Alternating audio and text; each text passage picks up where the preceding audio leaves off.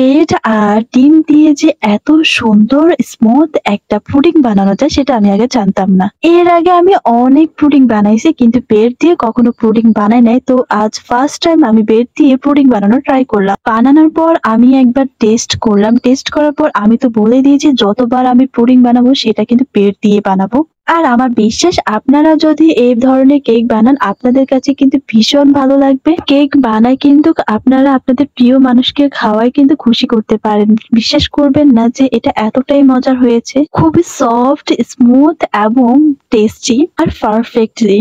বিশ্বাস না হলে এটা বানিয়ে আপনারা খেতে পারেন। তাই আমি আজকে আপনাদের কাছে এটা শেয়ার করব। কেউ হয়তো বুঝতেই পেরেছেন যে এটা কেমন হবে। বিশ্বাস করুন আমি যাকে যাকে খাওয়াইছি সবাই এই পুডিং এর প্রশংসা করছে। তো মূল পর্বে চলে যাওয়া যাক। প্রথমে আমি দুধ জাল করব। এখানে আমি দুধ নিয়েছি আধা কেজি। আধা কেজিকে আমি জাল দিয়ে 4 ভাগে 3 ভাগ করে নেব। আর আপনারা যখন দুধটা জাল দিবেন তখন কিন্তু নাড়তে থাকবেন, কারণ নাড়াচাড়া করলে এটার মধ্যে আর সর জমে থাকবে না। দুধ জাল করে এই একটা প্যানের মধ্যে এখন চিনি আর পানি দিয়ে দিবেন। চিনি আর পানি দিয়ে ক্যারামেল তৈরি করব।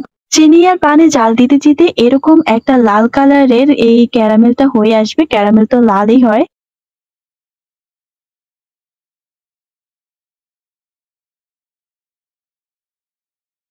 সিলভারে নেওয়ার পর নেড়ে চেড়ে নিবেন যেন সবকিছু ভরাট হয়ে যায়, না হলে কিন্তু জমাট বেঁধে যাবে আর করতে পারবে। আর এইদিকে জাল দেওয়া দুধগুলো ঠান্ডা হয়ে আসছে। এখন হচ্ছে মূল স্টেপ যেটার কথা আপনাকে বলেছি সেটা হচ্ছে ব্রেড। এখানে আমি 4 পিস ব্রেড নিয়েছি। 4 পিস ব্রেড দিয়ে কিন্তু এই পুডিংটা বানাবো। 4 পিস ব্রেড এবং 3টা ডিম। তো আমি প্রথমে এই ব্রেড গুলোকে কুচি কুচি করে নিই, কারণ আমি এগুলো ব্লেন্ডারে মেশিনে দেবো, যার কারণে একটু কুচি কুচি করে নিই যেন সুবিধা হয় ব্লেন্ড হতে। তো একটা চাকুর সাহায্যে আমি এগুলোকে কুচি কুচি করে নিলাম। এখন আমি এক এক করে সবকিছু ব্লেন্ডার মেশিনে দেব।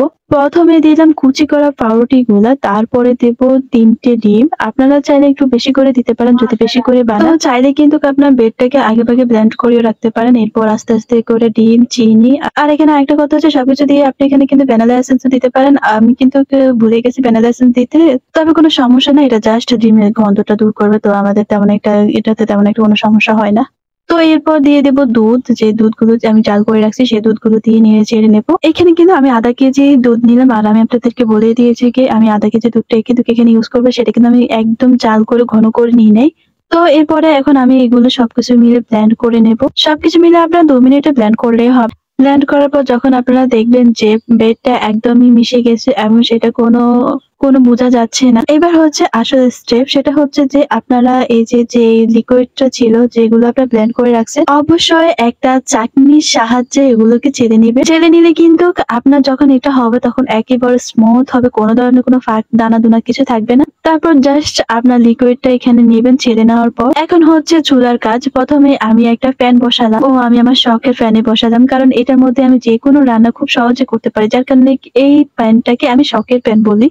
তারপর এখানে আমি একটা স্টিল দিলাম। ওই যে গ্যাসের চুলার যে স্টিলটা থাকে ওটা দিলাম। ওটা দেওয়ার পর পানি দিলাম আপনার টিফিন বক্সের 4 ভাগের 1 ভাগ পানি দিলাম। কারণ পানিটা বলক আসার পর এই পানিগুলো যেন আপনার টিফিন বক্সের ভিতরে না ঢুকতে পারে। তো আপনারা যখন এটা দিবেন তখন কিন্তু 45 মিনিট পর আপনারা এটা চেক করবেন। চুলার আঁচ কিন্তু একেবারে মিডিয়াম দিতে হবে। 45 মিনিট পর একটা টুথ পিন দিয়ে চেক করবেন যে এটার মধ্যে লেগে যাচ্ছে কিনা। যদি লেগে যায় তাহলে বুঝতে হবে যে এটা এখনো হয়নি। আর আমিও চেক করে দেখলাম যে এটার মধ্যে কোনো ধরনের লেগে যায়নি। পরে আমি সাবধানতা অবলম্বন করে একটা চাকুর সাহায্যে চারিদিকে এটাকে কেটে একটা প্লেটে নিলাম।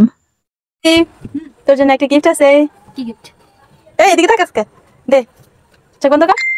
এই যে দেখ তোর জন্য কি নিয়ে এসেছি। Wow, pudding. Thank you. এত অবাক হওয়ার কিছু না, একটু আগে দেখছস। না, এভাবে ইনসাল্ট না করে। তো আপনি বুঝতে পেরেছেন যে এই পুডিংটা কতটা মজা হয়েছে, কতটা সফট দেখে বোঝা যাচ্ছে। আসলে আপনারা কিন্তু একবার এটা ট্রাই করে দেখবেন।